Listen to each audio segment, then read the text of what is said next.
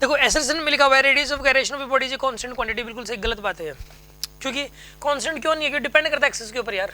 अब एक बात बताओ, ये कोई कांस्टेंट, कोई न्यूमेरिकल वैल्यू थोड़ा ना कांस्टेंट है, जैसे ये स्फीयर है, इसका रेडियस ऑफ गायरेशन इस एक्सिस के अबाउट लगाएगा, इस एक्सिस के अबाउट लगाएगा, इस एक्सिस के अबाउट लगाएगा, होता है ना।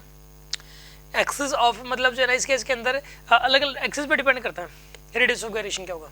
और दूसरी बात इसने क्या बोला आगे, यानी कि तो गलत हो गया, आगे बोला कि the radius of gyration of a body about an axis of rotation में be defined as the root mean square distance of the particle from the axis of rotation. ये बिल्कुल सही बात है, रूट मीन स्क्वायर डिस्टेंस को ही बोलते हैं।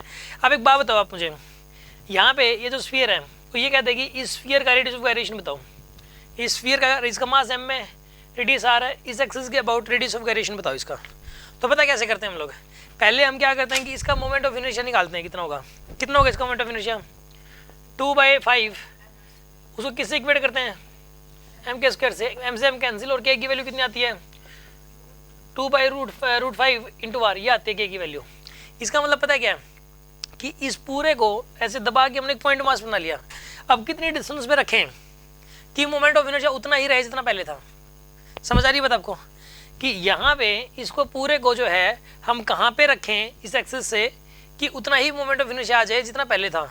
तो इसलिए हम लोग पता क्या, तो उसको बोलते हैं रेडियस ऑफ गायरेशन, और इसी को इसलिए इसको रूट मीन स्क्वायर डिस्टेंस भी बोलते हैं। मैं आपको एक बात बताता हूँ, एक आता है 10+2 के अंदर root mean square value of current, root mean square current, इसका मतलब क्या होता है सुनो, रूट मीन स्क्वायर करंट, इसका मतलब क्या है, हमारे घरों में करंट ऑल्टरनेटिंग करंट आता है, जैसे वेरिएबल करंट चलता है, उसकी वैल्यू घटती बढ़ती रहती है, ठीक है ना।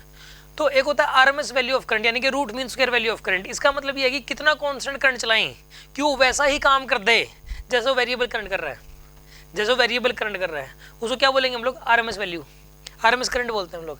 तो यहाँ पर भी मोमेंट ऑफ इनर्शिया जो हम इस पूरे को एक पॉइंट मास बना के कितनी डिस्टेंस पर रख दें कि पहले जो मोमेंट ऑफ इनर्शिया था अभी भी वही वाला मोमेंट ऑफ इनर्शिया हो, तो हम उस वाले डिस्टेंस को बोलेंगे रूट मीन स्क्वायर डिस्टेंस। एक प्रकार की एवरेज वैल्यू हम जिसको बोल सकते हैं, एवरेज डिस्टेंस, एक प्रकार आरएमएस, यहाँ पे स्टैंडर्ड लैंग्वेज में आरएमएस बोलते हैं हम लोग, बट इसको एवरेज भी बोल सकते हो आप।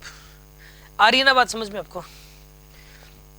जैसे कि एक एग्जांपल के तौर पे मान लिया जाए कि सपोज कोई बंदा है वो मजदूरी करता है, वो एक दिन पहले दिन कमाता है 100 रुपये, फिर किसी दिन 150, किसी दिन 70, किसी दिन 50, किसी दिन 300, ऐसे वेरिएबल है।